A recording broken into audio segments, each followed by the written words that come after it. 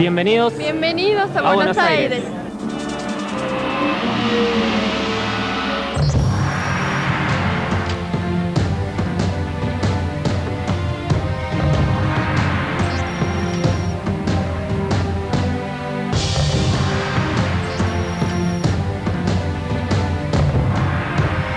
Kabachi up towards Neuquén, then into San Rafael and into the region, and then the city of Mendoza before the dramatic crossing of the Andes over into Chile. The rest day is in Valparaiso on the coast of the Pacific Ocean. Then the trek north towards the incredible Atacama Desert, where it hasn't rained for nearly 300 years. The massive stage from Copiapo is the rally's longest at 670 kilometers, nearly twice that of a World Rally event. Then back over the Andes into Argentina, down towards La Rioja and Cordoba before the 14 stages come to a close in Buenos Aires on January the 18th. The Dakar 2009. Same challenges, new places.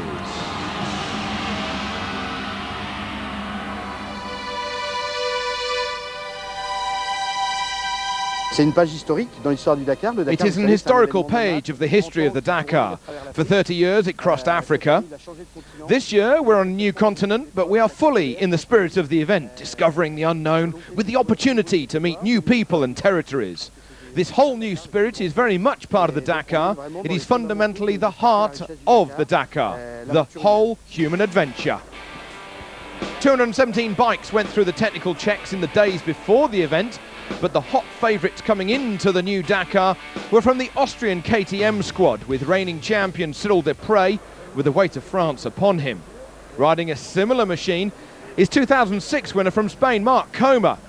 David Castello is their new character for the Dakar, but don't be taken in by the joking. He's very quick. The money is on a titanic battle between Volkswagen and reigning champions Mitsubishi. They've won the last 7 on the bounce. Luc Alphonse saying we have a new diesel engine with which we've done an enormous amount of development work testing in Morocco. We have improved our performance to fill the gap between the old petrol and now the new diesel engine.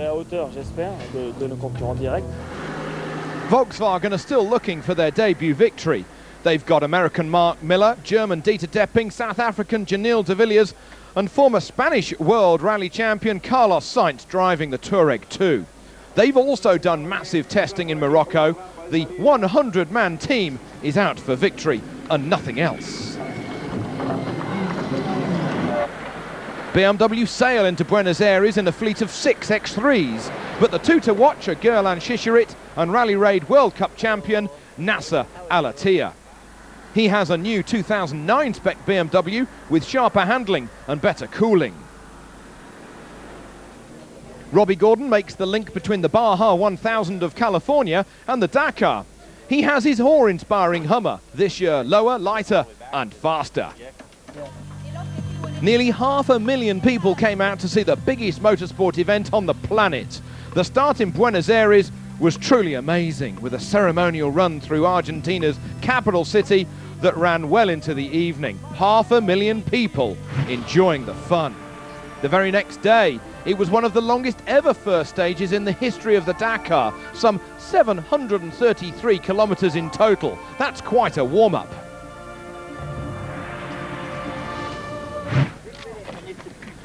But drama immediately on 2 wheels. David Castello, the first of the big hitters to run into trouble on the very first stage. He had to resort to asking the crowds if they had any spare parts from any motorcycle at all. Cyril Desprez, the reigning champion, he also ran into trouble. He arrived at the finish with no tyre at all. He lost nearly 40 minutes.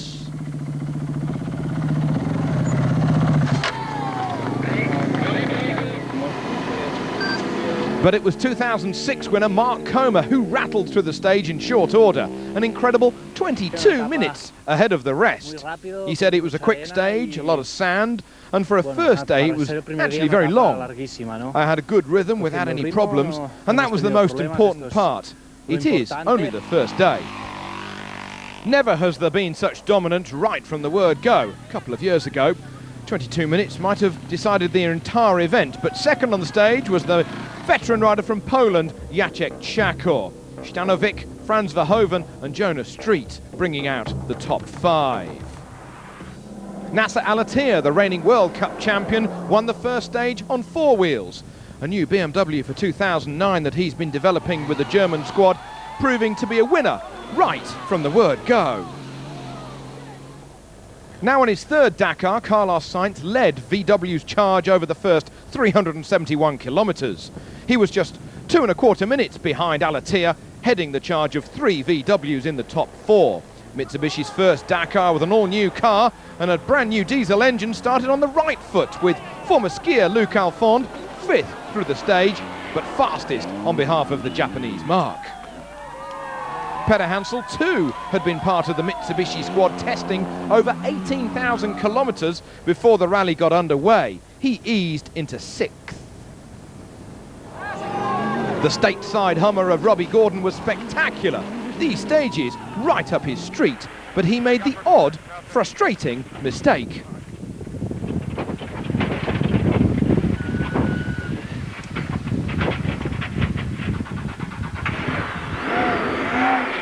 It's probably going to be like that all day.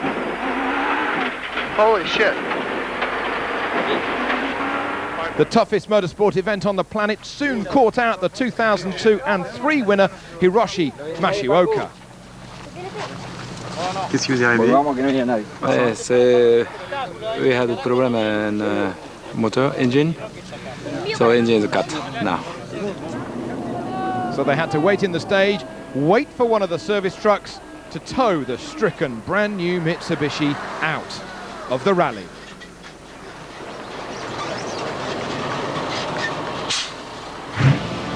Stage 2, the longest day of total driving in the entire rally, and only on the second stage.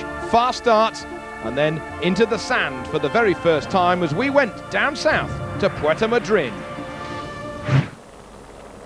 Massive crowds out to greet the competitors at even these early stages, but we're on board with German lady rider Christina Meyer. She says the things that we see out here on the road give you encouragement on this rally. All these people, it makes you want more. Hi to my mum at home, she says. Everything's good. Cyril Desprez had problems at the front of the field. He had a faulty rear shock absorber after just 5 kilometres, and it threw him over the handlebars. Fortunately at slow speed, but he damaged the front end of his works KTM, and that was where all the communication was positioned. He said at kilometre 0 everything was okay, and then 5 kilometres in I lost all of the oil out of the rear shocker. Then at 10 kilometres I had no suspension at all. I arrived in the Pampa and I was going over small grass, smaller than a cow pat, and then the bike took off. I went over the top. I had no more Iritrack, no more GPS, no more navigation. The second day, it's been disastrous. Franz Verhoeven was the Flying Dutchman though, because he was victorious on the stage. His very first Dakar stage win, he was now second overall. David Fretenier on the smaller capacity 450 Yamaha was third overall. Mark Comer, though, continued to be the leader of the rally. He split the oil cooler halfway into the stage, but he managed to, luckily, find a fuel station and replace the missing oil. However, the story for the privateers and amateurs further back was all about the dust. It was like hell on earth. It was made even worse when the cars came rattling through.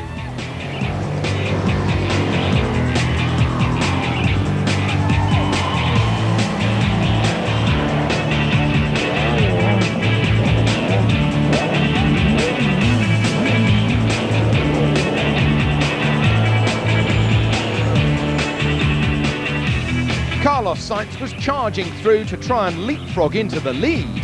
But along the long straight roads where the top guys were flat out, it was difficult to judge one's braking distances.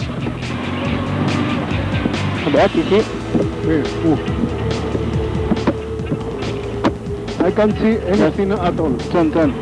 Follow the ditch, follow this. But once through the dust, he got going and won the stage to go top overall. He managed to be ahead of reigning champion Stefan Petterhansel, who was second on the stage. He gained 5 minutes on Alatia to go third overall.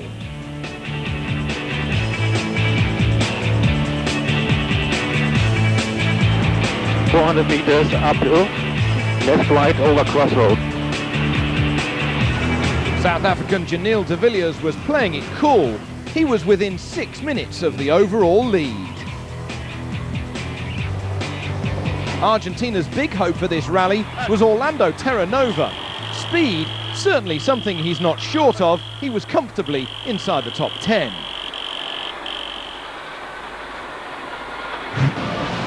On to stage 3, the most southerly part of this year's event, climbing from sea level to nearly 900 metres up to Jakabachi.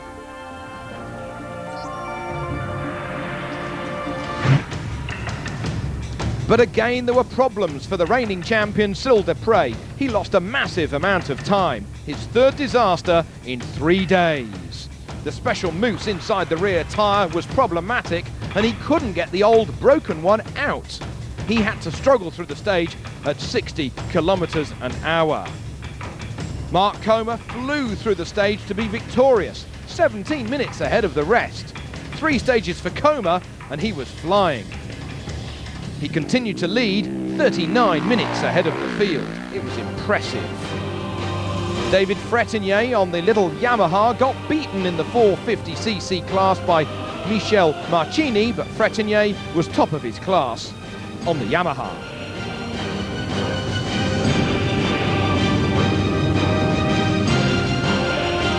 Carlos Sainz was flying to second on the stage, half a minute off the win. He held the overall lead, even though it was reduced just a little. But it was Nasser Alatia who was the winner of the stage ahead of Sainz. That's in 500. That's in 400. You see twisty right and left through gate? That's here now, twisty right and left through gate now. Oh my God.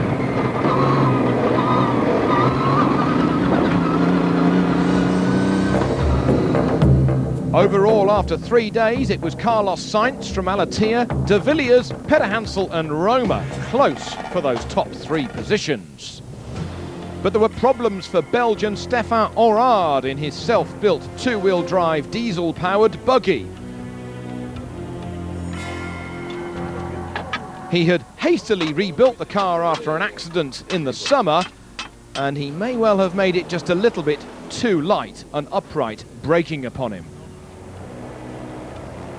Problems though for Ivan Muller, the reigning world touring car champion, having a bit of a close moment with one of the trucks who came steaming past, and the language from Muller rather colourful.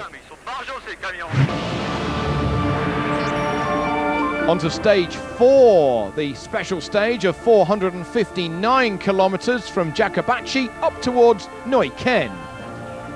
It was shortened though to 380 kilometres. The main focus of the day was the battle between the men first and second overall on 4 wheels. Carlos Sainz and Alatia, Volkswagen versus BMW. Sainz started 2 minutes behind the Qatari driver, but managed to catch him whilst going through one of the dry riverbeds. The co-drivers were working overtime. Michel Perrin and Tina Turner for Volkswagen and BMW respectively. The result though, Sainz won the stage, but he only gained 6 seconds on Alatia's BMW.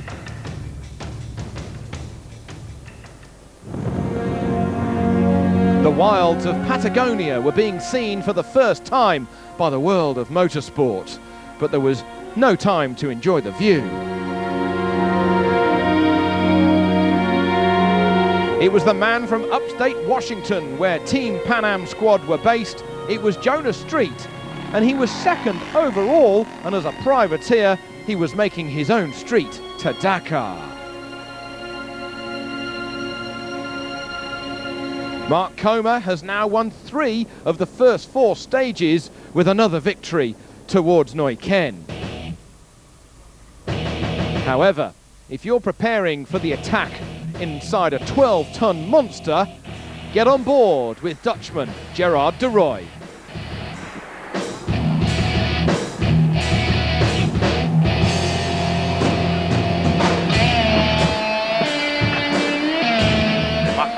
Ja, dat weet ik ook wel. Lekker op, man. Probably the most challenging of the rally's first week was stage 5, up towards San Rafael. The Andes are on the horizon as we move into the region of Mendoza. The first dunes were to be crossed towards the end of the day, and those dunes were kind to American Jonah Street, victorious on the stage, making massive inroads to the overall leader, Coma.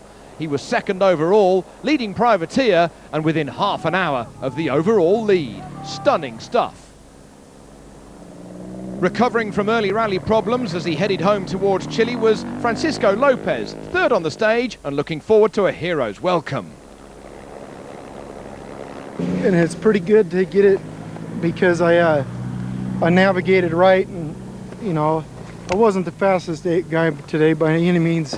My bike is so much slower than the KTM bikes, but I found my way like I'm supposed to, and you know, that's what the car's about, is navigation and finding your way. So I'm pretty excited. Overall, after 5 stages on 2 wheels, Mark Coma leading 27 minutes ahead of Street, Fretenier third. But the man who made the route for the rally, former victor Jean-Pierre Fontenay, predicted that this stage would be big drama making stuff. The former victor was certainly right. Sainz and Alatia battled through the 505 kilometres, crossing many dry riverbeds in the process. It was punishing stuff. The Spaniard caught the Qatari on the stage and was therefore on the brink of the overall lead. But elsewhere on the stage, there were some lucky fans with a large part of a Mitsubishi in the middle of the dunes.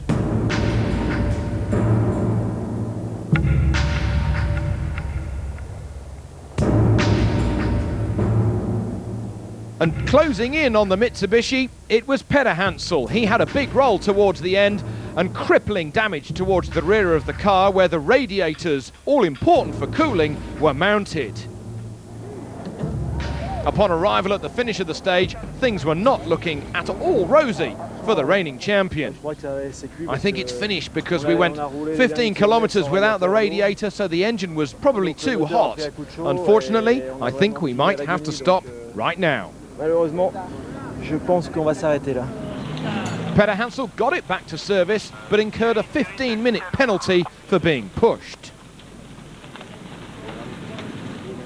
But there was even more drama still in the stage. Sainz, the overall leader, rolling after he lost the power steering over the last 200 kilometres. He couldn't get up the hills, he couldn't crest the dunes at 45 degrees, and he was left without a windscreen, struggling to see where he was going. His lead was literally being blown away.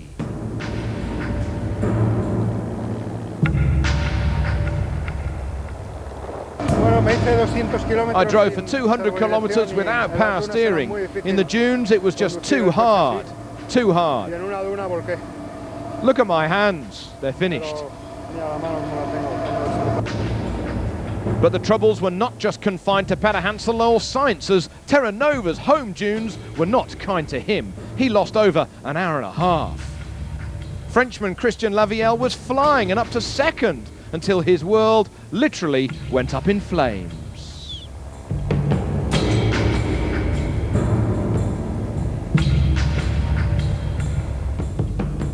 Alatia led by just 2.5 minutes ahead of de Villiers. Sainz now down to third. Stage 6 from San Rafael to Mendoza. But it was shortened from 395 kilometres to 178, a river crossing too deep for anyone to get through after recent heavy rains. The stunning Andes were on the horizon as Cyril Desprez was getting into his rhythm, finally winning his first Dakar stage since 2007. He might have only won the stage by 2 minutes, but jumped up to 7th in the overall standings.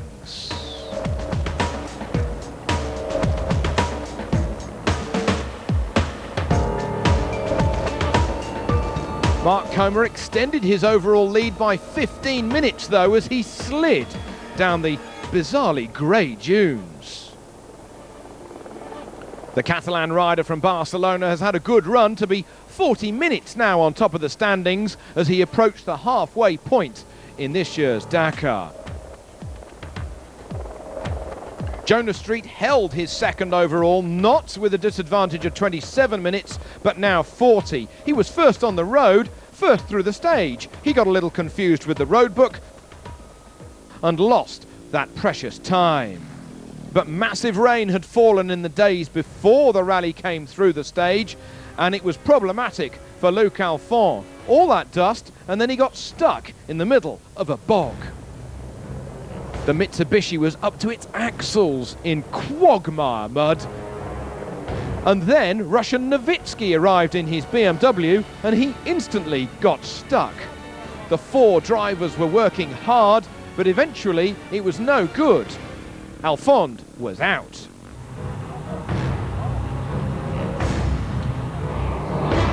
The overall leader starting the day was Nasser Al-Attiyah, but his engine was overheating and creeping up towards 120 degrees. Was it problematic after overheating the day before? Were the overnight repairs going to be enough? Well, he tactically took the risk of missing out some dunes early on, and he missed some secret checks en route. He risked a big penalty if he had missed those checkpoints out. We missed some waypoint because we cannot climb the dunes, and very high temperature we have in the engine. It's when we reach 120, the engine stop, and I prefer not stay in the dunes. I take the other way, and we missed some waypoint, and after we came to CB1, we take the CB1, and after we continue. Later on it was confirmed he'd missed 9 points, and if you missed 4, you were out. He was disqualified. Al-Attiyah's disqualification for short-cutting the route promoted De Villiers into first. The South African led by nearly 8 minutes. But taking care and getting into no trouble were his first thoughts. On towards stage 7, up towards Valparaiso, a modified stage after yet more rain. And immediately into the stage, the reigning champion Stefan Pederhansel running into dramatic problems. Leaping from the car, the co-driver lifting the bonnet and discovering the engine was on fire. Putting the extinguishant down the breathing holes, that was then not enough. Unbelievably, they had to shovel sand into the engine compartment to try and put the fire out. In the end, it was not to be. The reigning champion was out. Carlos Sainz overhauled De Villiers to retake the lead by an incredible 9 seconds after nearly 24 hours of rallying over 7 days. Mark Miller was having trouble with nosebleeds due to the dust, but he made third, making Volkswagen's clean sweep of the podium positions so far. The trouble was, with the mud and then the dust, which Volkswagen was it out there?